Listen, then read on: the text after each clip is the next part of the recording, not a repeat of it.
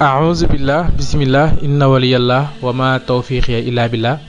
asalaamaaleykum wa rahmatullahi wa barakaatuhu.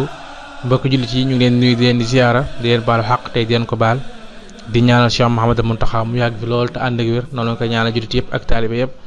di ziyaare bu baax a baax mbooleem waa chaîne du Kanel Ahmadou TV Nourou Khadim TV ak mbooleem ko ñu teewlu ci kàddu gi Serigne Mor Sall keneen Serigne Touba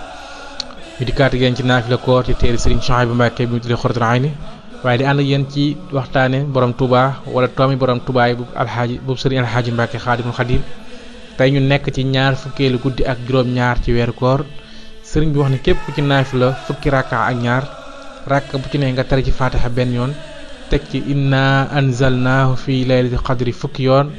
danañ ko def incha allah des na ko wëññal tuyaa ba ju toll ni bisu àdduna yépp te bu dekkee ca mboolam yonent ya lañu koy boole dana képp ku jëf-jëf jooju su moom dina ko fay xewal yooyu kon ñu wàcce kàddu gi wasalaamualeykum wa rahmatullahi wa barakaatu. Kanel Ahmadou TV Nourou Khadim TV ñu di kàddu yéen ci téere sëriñ Alxaaji Mbacké sëriñ Alxaaji nee na sëriñ Tuubaa xaadalahu llahu maxtaar lahu mas nañ koy laaj ndigal ci yeesal barabub sëriñ Mamour Anta Sali Kane radiyallahu taala anhu nanguwul moom sëriñ bi ni loolu lépp du ko jariñ